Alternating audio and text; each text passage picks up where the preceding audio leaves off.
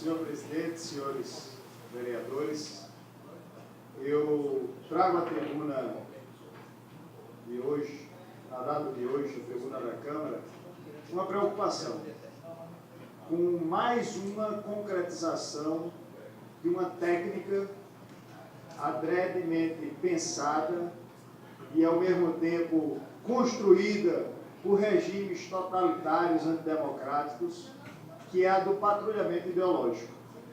O patrulhamento ideológico, ele rotula as pessoas, o patrulhamento ideológico rotula movimentos, o patrulhamento ideológico é avesso ao debate, é avesso ao contraditório, o patrulhamento ideológico não aceita crítica, e é o que nós estamos assistindo no Brasil. É o que nós estamos assistindo no Brasil.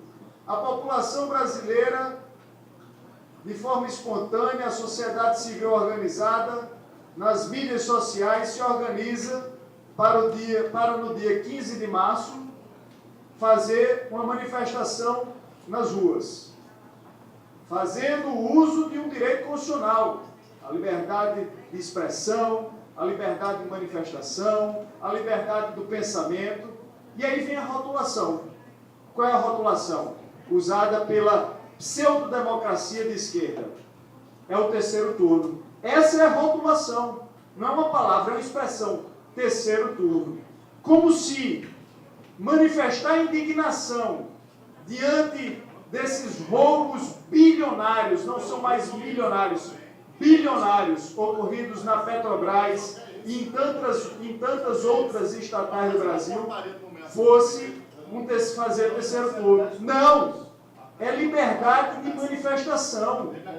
Porque essas mesmas pessoas que querem agora rotular de terceiro turno assistem caladas à liberdade de manifestação do MST, que na data de ontem interditou, prejudicando a economia do país, várias rodovias federais. Não se limitou o MST a manifestar os seus ideais sem atrapalhar a economia do país. Não! Interditou rodovias, inviabilizou salvamentos, quiçá até causou a morte de pessoas que precisavam de um atendimento cirúrgico, de um deslocamento mais rápido. Os congestionamentos causados pelo MST na data de ontem, para essas pessoas, não foram nada. Nem mesmo a liberdade de manifestação. E aí, quando a sociedade civil se organiza para, no dia 15, fazer uma manifestação nas ruas, a sociedade civil já é rotulada de querer fazer o terceiro turno. Não, repito, é uma manifestação, é um movimento legítimo. As insatisfações da população vão ser manifestadas, inclusive em relação a um Congresso Nacional que não consegue aprovar as reformas do país. É a reforma tributária, encalhada há quantos anos? É a reforma política, que não acontece. É a reforma na legislação já antiga do país, inclusive na área penal e de processo penal, que faz com que haja tantas brechas para os criminosos voltarem às ruas. O Congresso Nacional está tão lento em suas atividades, em suas tarefas, que está acontecendo agora, no âmbito do Poder Judiciário, esse avanço na interpretação da Constituição para a interpretação conforme, etc., uma forma transversa de legislar. Diante da inércia do Poder Legislativo, o Judiciário começa a criar normas de efeito geral e abstrato, leis. Então, diante desse patrulhamento ideológico, eu ocupo a tribuna para dizer que é legítimo o manifesto e não venho querer dizer que impeachment é o principal ponto dos manifestos, não. O principal ponto dos manifestos é a manifestação da insatisfação. O impeachment é um instrumento constitucional. Todo crime de responsabilidade, vereador Bira, todo crime de responsabilidade cometido por presidente da República tem que ser apurado através de um processo que pode culminar no impeachment.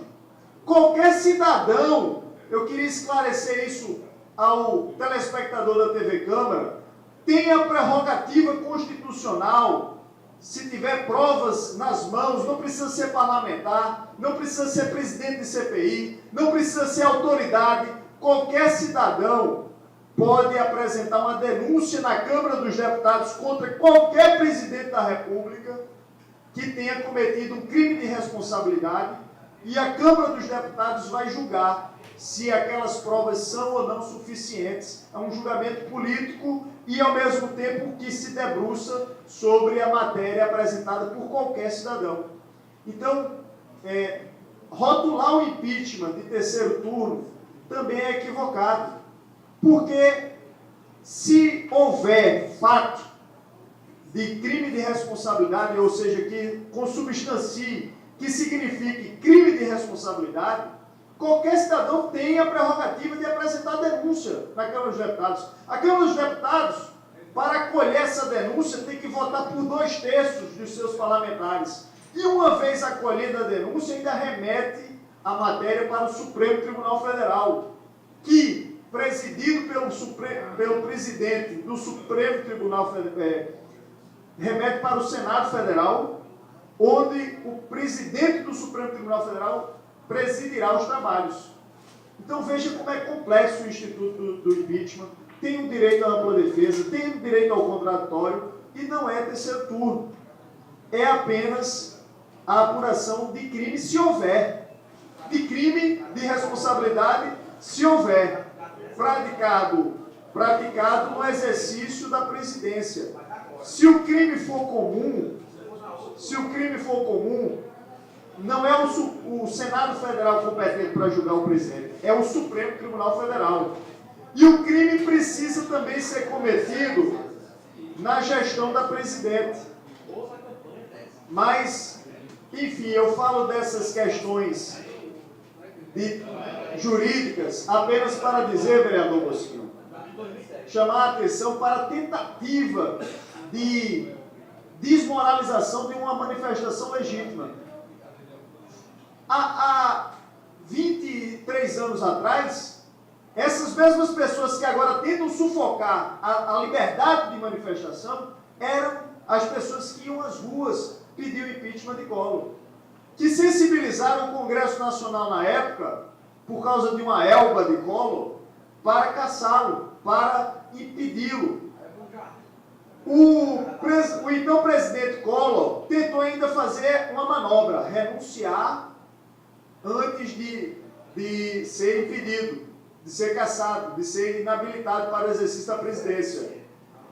E essa manobra não foi eficiente, porque uma vez instaurado o processo no Senado Federal, ou seja, depois de a Câmara dos Deputados fazer o juízo de admissibilidade da acusação e o processo ir para o Senado Federal, não tem mais renúncia que segure. Não, o Supremo não desmanchou. Não desmanchou. Ele teve que passar os 8 anos afastado da atividade política, teve a inabilitação do cargo e os 8 anos sem poder exercer outro cargo público. Mas eu chamo a atenção, em suma, para a legitimidade de qualquer manifestação de rua que seja realizada. Eu chamo a atenção para a legitimidade de qualquer atitude de qualquer cidadão brasileiro que, entendendo que a presidente Dilma Rousseff cometeu crime, apresentar sua denúncia. E aí o juízo político não vai ser feito pela imprensa, o juízo da admissibilidade não vai ser feito pela Câmara Municipal de João Pessoa, o juízo da admissibilidade não vai ser feito por partidos políticos, vai ser feito pela ampla maioria da Câmara dos Deputados.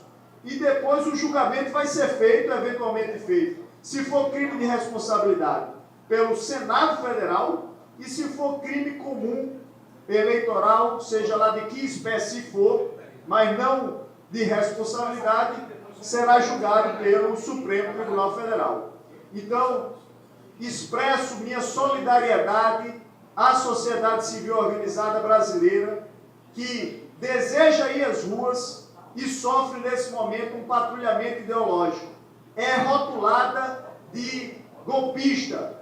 Eu nunca vi esse tipo de procedimento, rotular a sociedade civil de golpista. Ora, o poder emana do povo. As instituições democráticas existem para servir ao povo. A vontade política maior tem que ser do povo. O soberano não é o plenário da Câmara, não é o partido A, B ou C, é o povo brasileiro. E essa vontade soberana do povo brasileiro precisa ser respeitada e o seu direito à livre manifestação precisa ser assegurado.